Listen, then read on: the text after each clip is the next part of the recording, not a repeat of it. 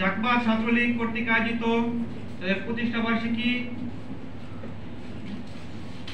47তম প্রতিষ্ঠা বার্ষিকী এ সভায় উপস্থিত জাকবা ছাত্রলীগ সভাপতি আব্দুর রহমান ফারুকী ভাই,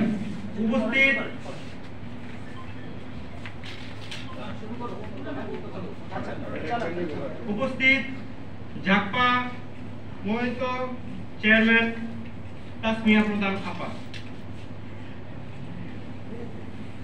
আমি যখন ক্লাস 6 অথবা হাই স্কুলে প্রথম পড়ি, হাই স্কুলে যখন পড়ি তখন একটা ভাব সম্প্রসারণ ছিল, সবার এটা কমন, যে স্বাধীনতা অর্জনের চেয়ে স্বাধীনতা রক্ষা করা অনেক কষ্টকর।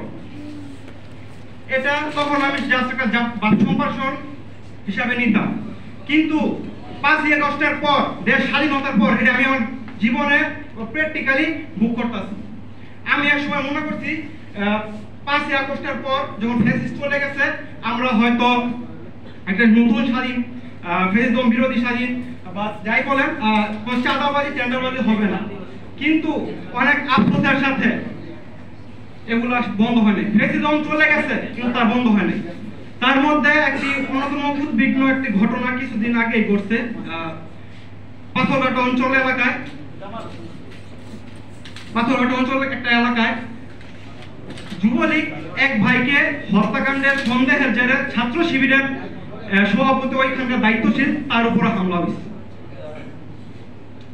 একটা আফসোস এবং ন্যাক্কারজনক ঘটনা। আমার কাছে ইন্টারনালি কিছু একটা এমন খবর আসছে যে আপনাদের সবার সামনে একটা প্রকাশ করতে চাই। আমার এলাকার কথাই বলি, আমাদের এলাকা থেকে পালিয়ে যাওয়া কিছু আওয়ামী নেতারা তারা প্রত্যেক সপ্তাহে 5 থেকে 7 লক্ষ টাকা তাদের চালা চামুন্ডাদের আন্ডারে টাকা দিয়ে ইন্টারনালি একটা সন্ত্রাস তারা তৈরি করতেছে। সন্ত্রাস তৈরি করার পরে বাংলাদেশের মেজর সংখ্যক একটা ছাত্রজীরা সংগঠন, ছাত্রদল এবং ছাত্র শিবির, তাদের মধ্যে একটা দাঙ্গা হাঙ্গামা বাতাইয়া দেশের অরাজকতা তৈরি করার চেষ্টা করতেছে।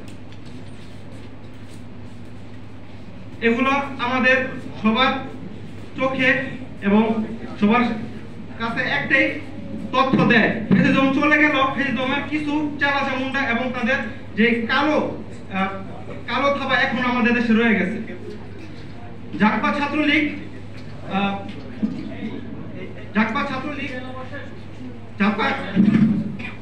প্লিজ কথা বলেন না। জাকবা ছাত্রলীগ কর্তৃক আয়োজিত এই আজকের এই সভায় আমি আসতে পেরে কথা বলতে পেরে অনেক খুশি। জাকবা ছাত্রলীগ বৈষম্য ছাত্র আন্দোলনে অনেক সুবিধা এবং অনেক অবদান রাখছে, যেটা আপনার অস্বীকার করার যোগ্য না। আমার পার্সোনালি কোনো বড় ভাই নাই, আমি কিন্তু জাকবা ছাত্রলীগ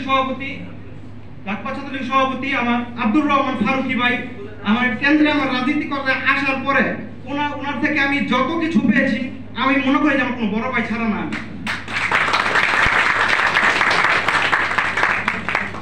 জাকবা ছাত্রলীগ আশা করি সামনেবার থেকে অনেক কথা বলার ছিল। আমার সামনে তাসমিয়া ম্যাম আছে, রাশেদ ভাই আছে, ইকবাল ভাই আছে, সবাই এদের সামনে বক্তব্য দীর্ঘায়িত করা একটা বেয়াদবি স্বরূপ হয়ে যায়। তাই এই মুহূর্তে আমি আর বেশি বক্তব্য বাড়াবো না। আপনাদের সবাইকে এই অনুষ্ঠান এবং আমাকে ইনভাইট করার জন্য ধন্যবাদ জানাই। বাংলাদেশ জিন্দাবাদ, বাংলাদেশ ছাত্র মিশন জিন্দাবাদ, লান্স রহমান জিন্দাবাদ। আসসালামু আলাইকুম।